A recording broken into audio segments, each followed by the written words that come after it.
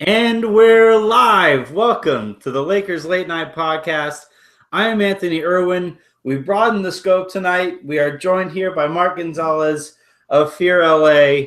At Gonzo now. Yes. Is your personal. That's right? my personal, yes. Everyone calls me Nick. Last name's Gonzalez. They call me Gonzo. Of course, the original Gonzo is taken, so I added an S to it, and that's where I am at. There you go. And then we're also, joined by Harrison, who I literally can't get off the show. I try to keep saying, hey, I'm trying to get a new host on, and it'd be great if you stop stalking my show. But no, you just always here. Dude, what am I, David Blatt? I don't have to take this. Like, this is just I'm tired of this treatment. What? Huh? Oh, Did he? I think. Did he just log off? Did he quit? I think that just happened. Did you just fire? Did he just quit himself, or what happened? He just walked out on us. Well, okay. Well, this was going to be his big coming out party, being, we have you in studio. This is going to be a really nice moment. First time when we all three of us hung out in the same room, and it's going to be. You guys are here. Hey, it's like a sitcom in here. What? How'd that? What? That's weird. How'd that happen? I forgot we were living together now. Yeah, that's right. It's what happens when you lose a bet. My mom's basement has room for all kinds of people when we have, this kind of room.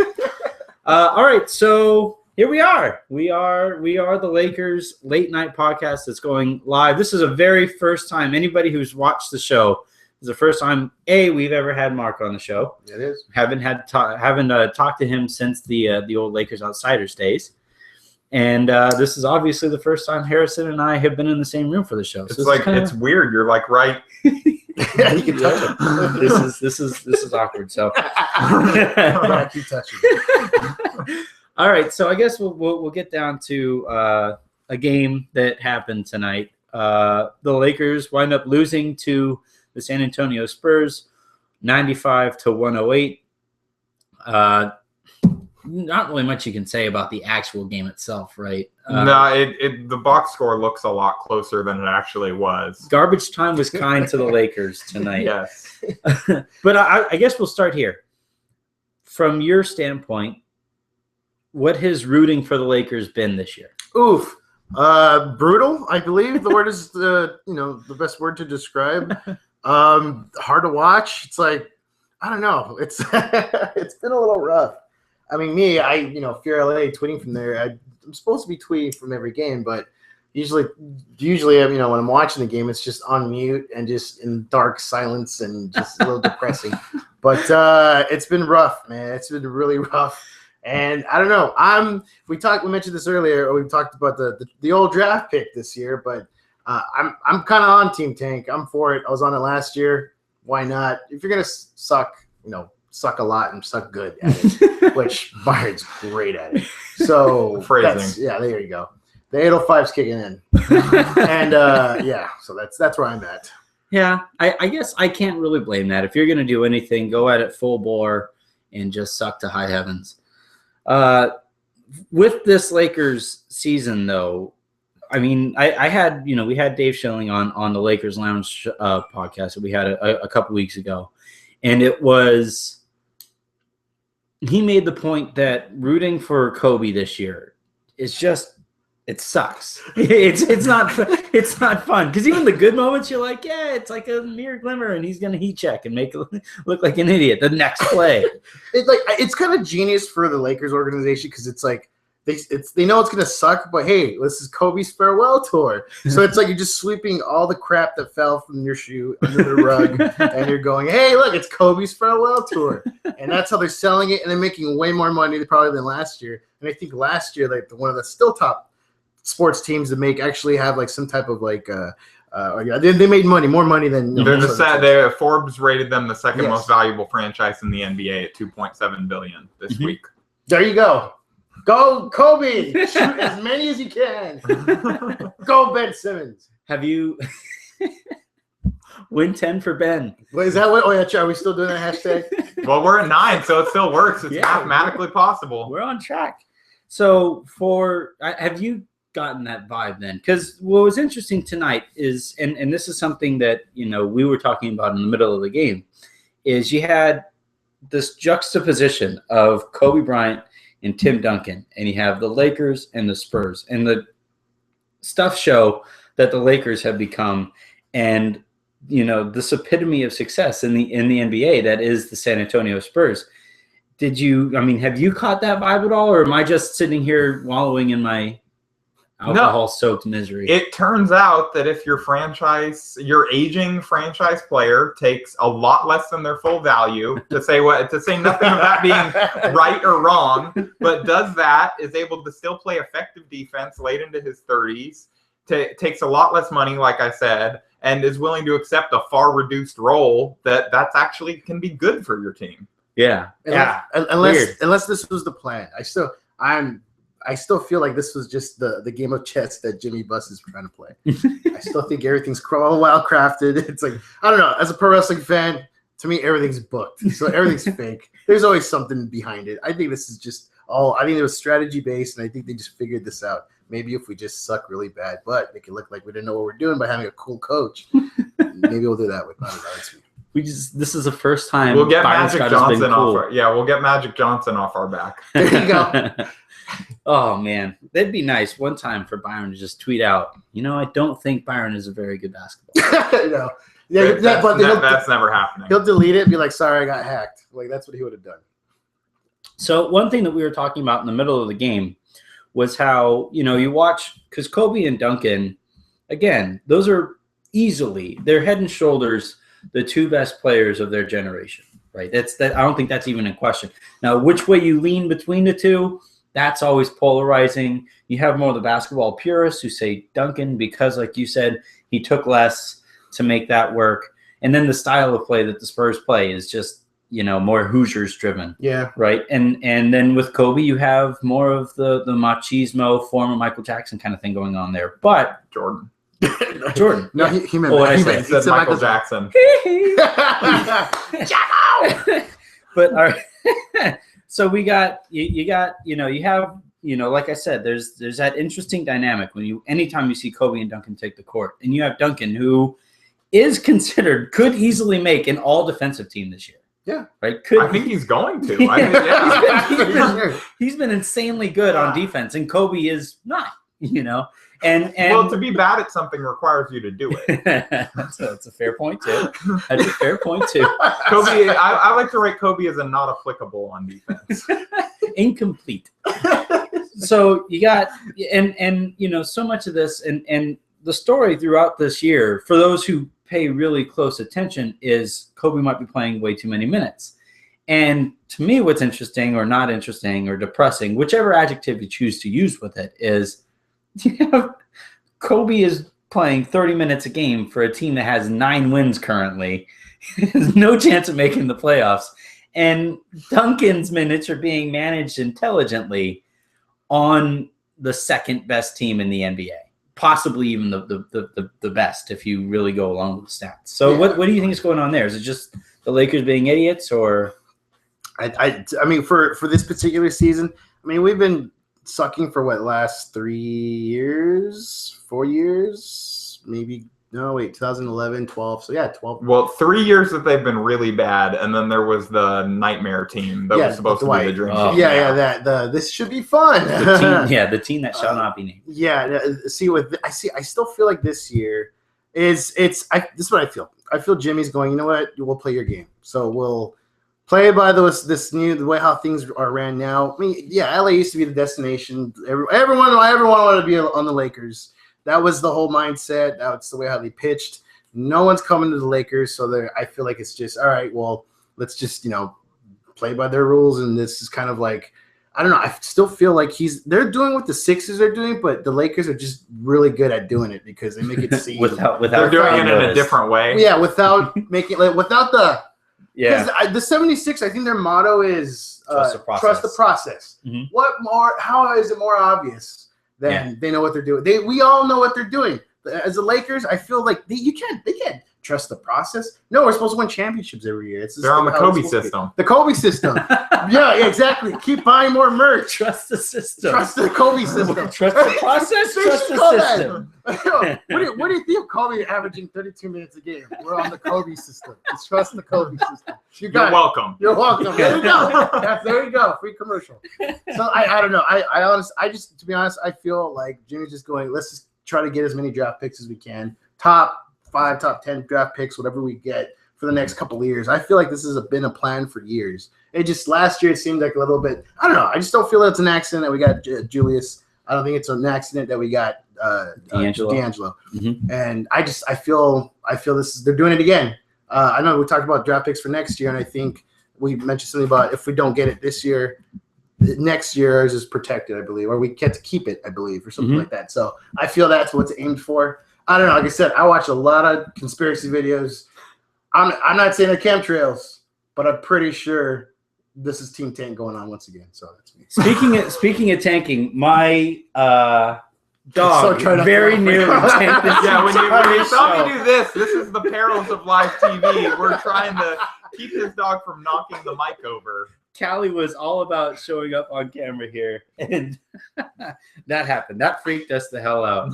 But you made good points. I was actually listening while I was freaking out that my dog might knock my computer off of the screen. That the Lakers can't come out and say trust the process and we're just gonna lose and you're gonna like it. You know, they can't do that because they just don't market themselves as such. They always talk about, we're like Mark said, we're all about championships and so I think to a degree it's like Mitch Kupchak said, Kobe does give the young guys a little bit of shielding because the first thing everybody wants to talk about in the post game is Kobe and how did he shoot that night? How many minutes did he play? And there's a lot less of that laser LA big media spotlight on D'Angelo Russell, Julius Randle, Jordan Clarkson, Larry Nance Jr., even Anthony Brown, like anyone else on the team.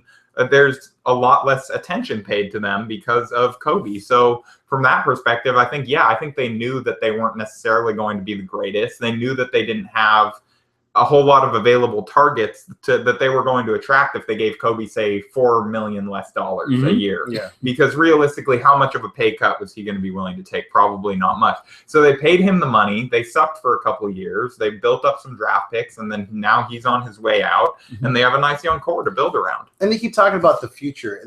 I think Kupchak even said it again. He goes, without Kobe needs to go. He didn't say this exactly, but he's pretty much said Kobe needs to go for us to move forward. And this is the year. This could be the next year. Could be Durant's available. Who else? Al Horford, Mike Conley. There you go. Nicholas Batum. Yep. Batum. Kent Bazemore. That could. Yeah, Baze God. I miss him. That could be that could turn a lot of. It could make us a playoff team. You never know. But I feel like this is everything since Kobe signed on that dotted line. Everything was planned. Everything was just planned. This is the plan. This is, I just feel, I don't know. I just feel that way. So Mark says, trust the Kobe system. Trust the Kobe system. Trust the system. Yes. I go to Laker games. I root for them. I just don't want them to win because it hurts our chance. All right. So now that we've, I guess part of said Kobe system and how it plays out when you're playing on this Kobe system and he's not very good at basketball, is you get a lot of garbage time. And in tonight's game, D'Angelo Russell struggled for most of it, but finally did, start picking up his play there at the end.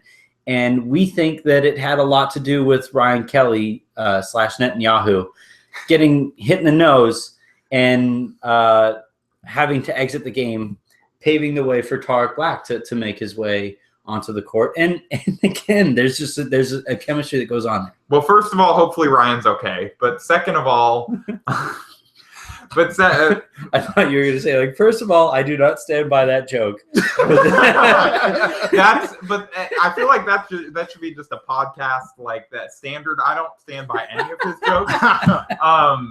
But getting back to Tarek Black, that had to be the most begrudging substitution, or one of the most begrudging substitutions in NBA history. The only way Byron could have been less happy about having to sub a guy in was if it was Anthony Brown heading back to the locker room and he had to send in Nick Young. And I don't know, you pointed it out there a little bit during the game, and Tark's such a nice guy that I don't necessarily assume that this is what was going on, but it did kind of look like he was giving a little bit of a look over to the bench after he got a couple dunks. And even though it was garbage time, you could kind of see the outlines of effective play there. And what happens when D'Angelo Russell actually has a big roll to the basket? Right. It turns out that's helpful. Right. Yeah. Well, that's the thing is that, and it's mind-boggling. Darius Soriano has written about this really well. I believe, did you write something about Tark Black? So it's really well understood at this point by anybody who knows anything about basketball that if you have a point guard whose specialty is to run the pick and roll, and you have a whole bunch of bigs, Roy Hibbert, Julius Randle, go on down the line, that don't roll to the basket really well, you're misusing that point guard, or you aren't going to get the most that you can possibly get out of that point guard. And I did notice that not only the fit stuff that happened there, but D'Angelo Russell looked a little bit more energized when he had a big who rolls hard to the basket, because he knows, I would think, he knows that that's best for his game. And it's just frustrating that you're watching, and Black just doesn't get any minutes. See, I think Byron's just following the Kobe system that Mitch Kupchak told him. That's what I still think. I mean, maybe I'm wrong. Hey, maybe, Byron Scott was like, wait, okay, Brian Kelly, is your eye still bleeding? Yeah, it's like about to fall out. But can you put it back in? Because that means Tarek Black has to come back in. Like, no, I can't. It's my eyes like gonna fall. Okay. All right. Just go. You Sacre, suit up. Sacre, put on your uniform. Hey, He's wearing a suit. All right, fine. Tark, you're in. T Black, get over there. Get in there. Just go over there. And then that's when he come on, he dunked it, threw some shit at the bench, and he meant that for Byron. That was for Byron. He did. It was so passive. He did. I am passive. I know what passive looks like. That was all passive. We were all watching the game, and I actually wound up rewinding. Yes. Because I thought when I first saw it, I was like, did I see what I just saw? We got the body language doctor over here. And it was funny because he makes that dunk, and the first one was really obvious, I thought, because you actually saw some head turn as he ran back down as he the court. galloped back. Yeah. And then the second one was a little bit more glancing, but if I were Black, I'd throw shade. Why wouldn't you throw shade? Byron's a moron. I should be playing more. I fit with the point guard of the future. Why aren't I playing? Thanks a lot, Kobe system. I don't trust the Kobe system. Yeah, and I think that, like, Randall, I think will eventually learn to roll hard to the basket. I think that, but right now he likes to pop out to that elbow area and try and do his little isolations. But Roy Hibbert and Brandon Bass, it just doesn't make a ton of sense to run pick and pops for them with D'Angelo because he gets no space. The defenders both stop him. They don't really care about that guy shooting a jumper. They're more than happy to concede it. So Russell will make his pocket pass right for a Roy Hibbert clank. And it's just, and I think you would start to maybe lose a little bit of energy when that's continually what's happening, because defenses, they know exactly what they have to do to bottle you up, and it's going to work. It's like a quarterback who's out there throwing to a receiver who can't catch. Yeah, and it's not like Tarek Black is some MVP candidate. Nobody's arguing that, but he rolls hard to the basket. He's good at catching the ball, and he'll dunk it really hard. So defenses actually have to pay attention to him. Right. So funny how if only we had Mike DAntoni right now. Oh, man. Do you imagine how good this team would be? They'd be watchable. They'd be watchable. I don't know that they would have a ton more wins. They'd have more wins. Yeah. And I also I don't think I totally lost my train of thought. But they'd be watchable. Yeah, they'd be watchable, exactly. Yeah. And they'd be playing sensibly. I don't know that Mike D'Antoni would necessarily be dying on the Kobe worshipping altar like Byron is. No. I feel like Byron's about to sacrifice a virgin for him or something. Like, it's so close there. It's like right there. He's gonna sacrifice AC Green for for Kobe. Like, no one's like, I think he it's like if you take all the Kobe sands on the internet, on Twitter, it would like morph and form like the T1000, and then it'd be Byron Scott's face, like right off the bat, just be like, Kobe's #1. And like that would be it. It would totally be it. And I'd be like right there. I'd be like, yeah, go Kobe. That's man, that's funny stuff. The other point I wanted to make, because you brought up D'Antoni, and we'll move on to we'll talk about the 81-point game where you were and all that stuff next. But I did want you brought up DAntoni, and I think one of the ways that having Byron coach these Lakers hurts the Lakers is, for whatever reason, all over Twitter you always see a whole bunch of, well, maybe they could flip so and so for something, maybe meaning the kids, well, if the Lakers decide they want to speed or hasten up this rebuild, we could, they could flip Jordan Clarkson for so-and-so. And the issue that I have with doing that is you're selling these guys at diminished value because Byron doesn't know how to use them, right? Or doesn't play the people around them that highlights what they're best at. And with DAntoni, you wouldn't have that problem. If anything, you'd have the opposite situation. Look what Ish Smith is doing in Philadelphia. Yeah. D'Angelo Russell is better than Ish Smith. I'm willing to go out on that limb. I think you'd be safe out there. That limb would be it's nice and sturdy. It's like reinforced. I got some nails in there, just making sure that it's up. But unfortunately, there are, if people who just looked at the box score compared the two players, that limb doesn't look all that stiff. Yeah. All that firm. All of a sudden it's about to break off when I go out there and stand on it. So I think that's part of the, there's a watchability to it, but then the actual harm that occurs with having Byron as the coach is kind of unfortunate. We're all kind of laughing right now because we have Kobe on our screen. He's probably not talking much about the game. We haven't really talked much about the game. I'll just really quickly go through the stats. Things that stand out, you have Clarkson went for 16 points on 6 of 12 shooting. You had Lou Williams 16 points on 5 of 12 shooting, 5 of 7 from the free throw line. That's really about it. Julius Randle 12 points, 14 rebounds. I wonder if Byron will say he didn't play with enough energy tonight. That's probably going to be a thing. And Kobe finished with 5 points, which gives him 92 in the month of January this year. He, as you may remember, scored 81 10 years ago in a single game on this date. So he has 90. I mean, not that we expected Kobe to go for 40 tonight, but the Spurs have one of the best defenses in NBA history right now. And Kawhi Leonard is the one guarding him. Exactly. Mm-hmm. But it just really goes to, it's just kind of an interesting stat. it's one of those, we dug up, so thank you for that.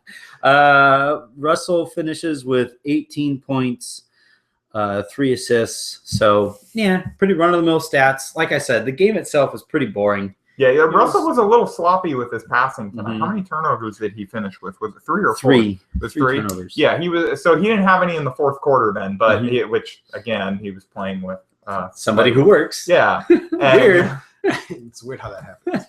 But yeah, he just was a little bit sloppy tonight, I thought. All right, so we'll go ahead and we'll wrap up here with the fond memory of Kobe Bryant killing Jalen Rose. Yeah. Who's blocked by him, by the way? I'm blocked by Jalen Rose. I'm blocked by Jalen Rose. Are you blocked by Jalen? You're not a real Laker fan. Go back to your room. Yeah. All right. Do you remember where you were for the 81 point I game? was, let's see. I was 21, so I was drinking a lot. That's when I started drinking. I do remember I got a phone call because this is before we could, every text message was like $1 back then or something. But I remember something crazy. My friend called me, goes, "Are you watching this game?" I'm like, "No, I'm trying to get some tail." and he goes, "Dude, you better watch this. Kobe's like at 40 right now, and it's like was it the third? When I was trying to think when he was lighting up. I think he really went off 26. In the third. Yeah, he really went off in the third. He had 26 in the first half. Yeah, it's okay. So that's because you better watch. You're gonna want to watch this because you're about to watch history. I was like, all right. So then I remember I was in Hollywood. I was at some bar, and then I just started watching it. Everyone's like, witnessing this, and it was just one of those moments where it's like, okay, like it's a once in a lifetime thing. I mean, what? Mm-hmm. I mean, Wilt. What year was that when Wilt did it? Or when he scored 100? In the 60s. And that's insane. Safe to say, none of us but Anthony can remember that. Yeah.